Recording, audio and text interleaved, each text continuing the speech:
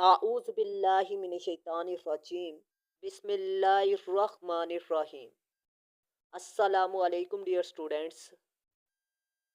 आज की वीडियो में मैं आपको 2026 की सबसे बड़ी खुशखबरी इस वीडियो में दिखाने वाला हूँ। आज की वीडियो में मैं आपको बता दूँ कि पीपीएससी में 40 प्लस तहसीलदार की पोस्टें अनाउंस होने जा रही हैं। उनकी डिटेल इस वीडियो में मुकम्मल दिखाऊंगा। मतलब उसका सिलेबस क्या होगा, उसके इम्तिहानात कब कंडक्ट किए जाएंगे, मज़ीद उसका मेरिट कितना होगा, उसकी तैयारी घर बैठे किस तरह करनी है, अहम तरीन थीम्स और टॉपिक्स कौन कौन से तैयार करने हैं, ये सब कुछ आज की वीडियो में मैं आपको दिखाने वाला हूँ। तो काइंडली आपने इस वीडियो को लाजमी आखिर तक वॉच करना है। सबसे पहले बात करते हैं ये पोस्टें कब अनाउंस की जाएंगी। आप लोगों को बता दूं कि जनवरी के लास्ट में या फरवरी के शुरू में तकरीबन 40 प्लस पोस्टें पीपीएससी की तरफ से अनाउंस की जा रही हैं। और इसका अप्लाई का मेथड आपको बता दूं कि ऑनलाइन आपने पीपीएससी की वेबसाइट से अप्लाई करना है। डॉक्यूमेंट आपने ख़ास तौर पर आईडी कार्ड और डोमिसाइल लाजमी तैयार करना है। बेसिक रिक्वायरमेंट इसमें ग्रेजुएशन होगी और इसमें 4 पेपर कंडक्ट किए जाएंगे आपके। इंग्लिश ऐसे 100 नंबर का होगा। उर्दू ऐसे आपको बता दूं कि 100 नंबर का हो। उर्दू ऐसे 50 नंबर का, और बाकी इसमें जुमलों की दुरुस्तगी, दरख्वास्त या ख़त या तलखीस और इसके अलावा ज़रबुल मिसल वगैरह होंगे उर्दू ऐसे के पेपर में। जीके में आपको बता दूं 1 पेपर वाला सिलेबस होगा। लॉ में मैं आपको बता दूं कि जो तहसीलदार के पेपर के लॉज हैं उनमें से पेपर आएगा। टोटल आपको बता दूं 400 नंबर का आपका रिटर्न होगा, कोई एकेडमिक नंबर नहीं है। और आपको बता दूं जितने ज़्यादा आप नंबर रिटर्न में लेंगे उतने ज़्यादा सिलेक्शन के चांसेस आपके हैं। ठीक है। और एग्ज़ाम मई या जून में होंगे। अगर आपका जीके का पेपर पहले हुआ और लॉ का पेपर आपका पहले हुआ तो वो मई या जून में होगा। ठीक है। और अगर आपके रिटर्न की बात की जाए तो अगस्त में होगा। ठीक है, 2026 में। अगर बात करें इकट्ठे पेपर्स की, मतलब आपके चारों पेपर इकट्ठे होते हैं तो फिर मई या जून में इकट्ठे हो जाएंगे। बाकी बात करें तो मेरिट इसमें कितना होगा, 60 से 65 के दरमियान होगा।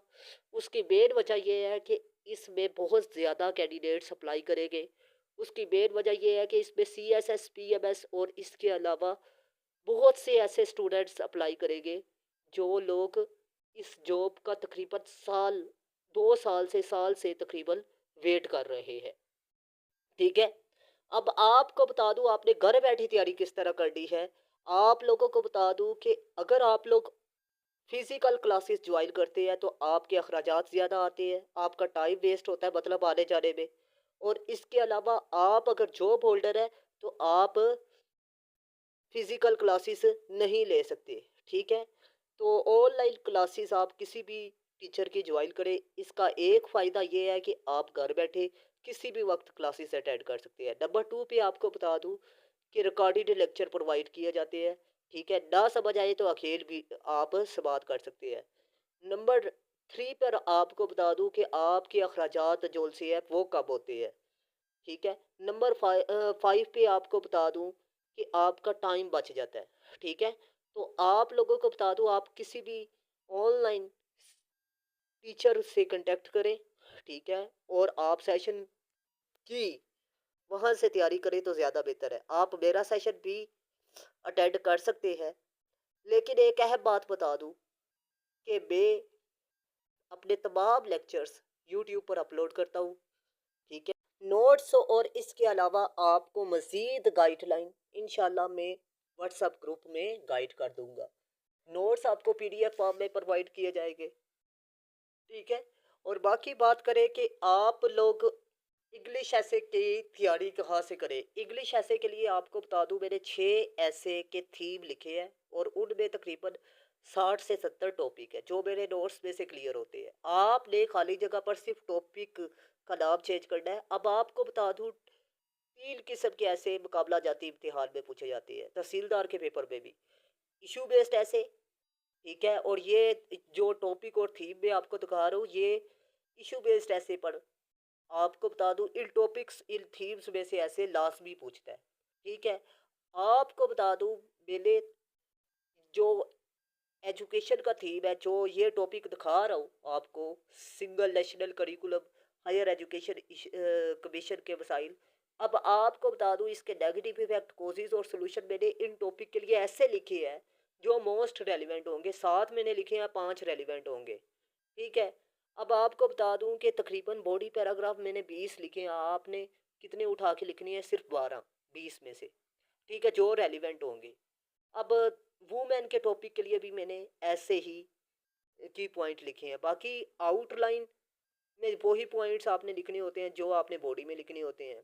ठीक है। इसके अलावा इंट्रोडक्शन में आपने समरी की सूरत में लिखने होते हैं, मतलब जो की पॉइंट आपने आउटलाइन में लिखे हैं उनकी समरी आपने इंट्रोडक्शन और कंक्लूजन में लिखने होते हैं। ठीक है। अब आपको बता दूं कि हर बॉडी पैराग्राफ की बात करें तो उसमें एक स्पेसिफिक स्ट्रक्चर होता है। उसमें जो स्पेसिफिक स्ट्रक्चर होता है उसमें टॉपिक सेंटेंस होता है, एक्सटेंशन ऑफ पैराग्राफ होता है, एक्सप्लेनेशन ऑफ पैराग्राफ होता है, एग्जाम्पलिफिकेशन ऑफ पैराग्राफ होता है, मतलब इसमें फैक्ट्स एंड फिगर चौथे नंबर पर आपने लिखना होता है, और कंक्लूडिंग लाइन ऑफ पैराग्राफ होता है। ठीक है। अब आपको बता दूं कि ये जो स्ट्रक्चर मैंने आपको बताया, हर बॉडी पैराग्राफ का एक ही होता है। एक पैराग्राफ में एक ही बात करनी है, 50 से 70 अल्फाज पर आपने एक पैराग्राफ लिखना होता है। उसमें कनेक्टर्स का यूज़ करना होता है, उसमें इडियम्स का यूज़ करना होता है, पेयर ऑफ वर्ड्स का यूज़ करना होता है, ट्रांजिशन वर्ड्स का यूज़ करना होता है। ठीक है। और ये चीज़ें होती हैं ऐसे में जो कि स्टूडेंट को पता ही नहीं होता। अब ये टॉपिक जो से हैं, ये मेरे तकरीबन कौन से ऐसे में क्लियर होते हैं जी? तकरीबन करंट अफेयर वाले ऐसे में। ठीक है।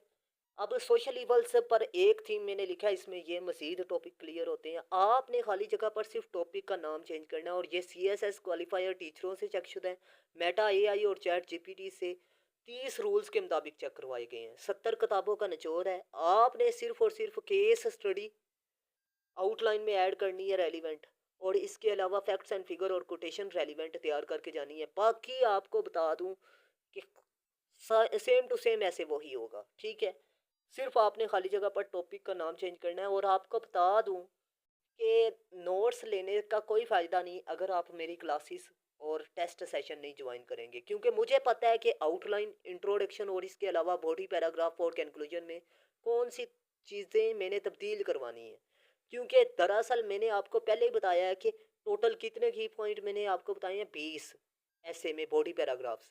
अब 20 में से आपने 12 उठाकर लिखने हैं। अब मुझे पता है कि वो 12 कौन से लिखने हैं, और वो जो 12 आपने लिखने हैं उन्हीं के मुताबिक आपने आउटलाइन लिखनी है, उन्हीं के मुताबिक आपने इंट्रो लिखना है, उन्हीं के मुताबिक आपने बॉडी पैराग्राफ्स लिखने हैं, उन्हीं के मुताबिक आपने कंक्लूजन करना लिखना होता है। ठीक है। तो ये चीज़ें आपको सीखना पड़ेंगी। ठीक है। और आप लोगों को बता दूं, एक हफ्ते में एक ऐसे तैयार करवाऊंगा, 6 हफ्तों में 6 ऐसे तैयार करवाऊंगा। ठीक है। उर्दू और इंग्लिश ऐसे। बाकी जीके की तैयारी के हवाले से आपको बता दूं कि आपको इकरा इम्तियाज़ और इसके अलावा आपको इम्तियाज़ शाहिद की बुक्स सेंड करूंगा, कुछ नोट्स अपने सेंड करूंगा। ठीक है। और कुछ टॉपिक वाइज चीज़ें आपको सेंड करूंगा। इजी आपको नोट्स फ्राहम करूंगा। आप लोग इजीली इजीली जीके में 70 प्लस स्कोर कर सकते हैं। ठीक है, अगर आप मेरा सेशन अटेंड करना चाहते हैं। बाकी आपको ये बता दूं कि टोटल फ़ी की बात करें तो टोटल फ़ी 8,000 है। ठीक है। उसमें इंग्लिश ऐसे है और जीके की तैयारी है। ठीक है। और बाद में बाकी उर्दू ऐसे और इसके अलावा आपको लॉ की तैयारी में करवाऊंगा। ठीक है। 2 माह बाद, 2 माह पहला सेशन मेरा कौन सा है? इंग्लिश ऐसे और इसके अलावा जीके। ये पहले 30 स्टूडेंट के लिए मैंने आपको बताया है।